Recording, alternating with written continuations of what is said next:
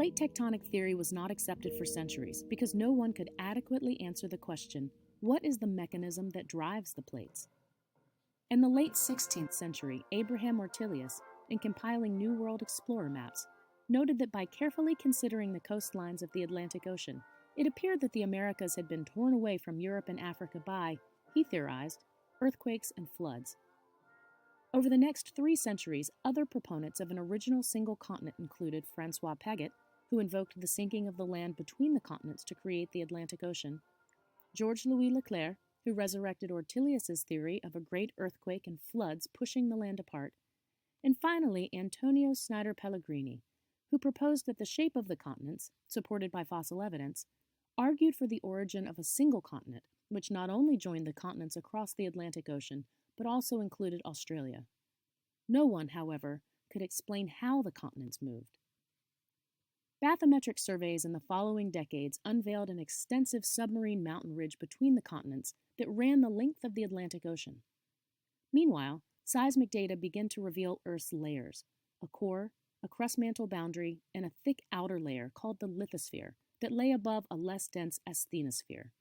In 1912, German meteorologist Alfred Wegener, also intrigued by the fit of the edges of the continents, championed the concept of continental drift, based on his study of similar rock types, geological structures, and fossils on both sides of the Atlantic.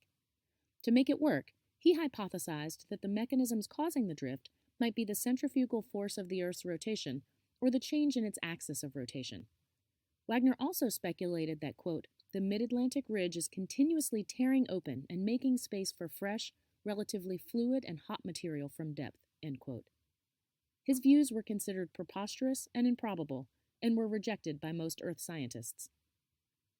Following the discovery of radioactivity in 1896, it became clear that Earth's interior was heated by radioactive decay, and that the insides would be largely molten.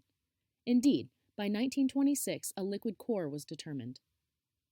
In 1927, geologist Arthur Holmes, studying radioactive decay, proclaimed that mantle convection was the answer to Wegener's missing power source to drive continental drift. He based it on the fact that as a substance is heated, its density decreases, and it rises to the surface until it cools, when it sinks again. But convection of the solid mantle alone was still unpalatable to most geoscientists. Nuclear bomb testing in the 1950s motivated the establishment of the worldwide standardized seismograph network to monitor explosions, prompting a greater concentration of seismograph stations. The increased data allowed seismologists to precisely locate far more earthquakes, revealing that most occur in discrete areas, near trenches and along mid-ocean ridges. Decades after Wegener's death, geologist Marie Tharp, left in the lab to examine data from ocean floor field surveys, theorized that mid-ocean ridges appeared to be extensional rift valleys formed by plate motion, thus paving the way for the acceptance of Wegener's continental drift theory.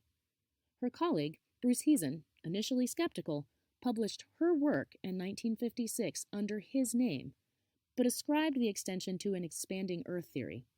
It wouldn't be until the mid-60s that he would accept Tharp's interpretation of plate motion.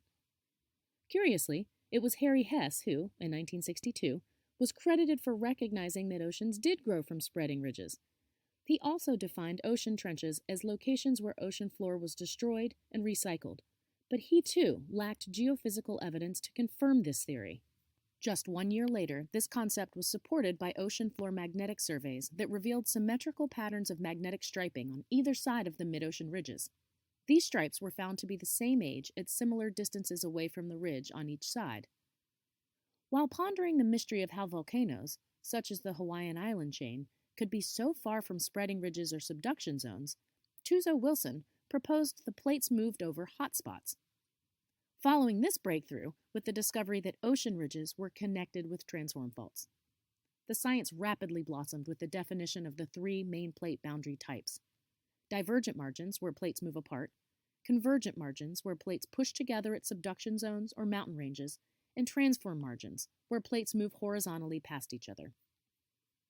As geophysical evidence supporting plate tectonics accumulated during the 1960s, scientists revived Holmes' theory of mantle convection as a driving force for moving the plates. Mantle convection assuredly plays a role, but it doesn't explain how some plates creep along faster than the convection currents beneath them. This led scientists to a fundamental force: gravity. Gravity acts on the tectonic plates, resulting in what are now referred to as ridge push at the spreading ridges and slab pull beneath subduction zones. This is an evolving science that not only involves these three forces, but involves friction and much more, leaving scientists to ponder: what will be the next tool that helps reveal new facets of plate tectonics?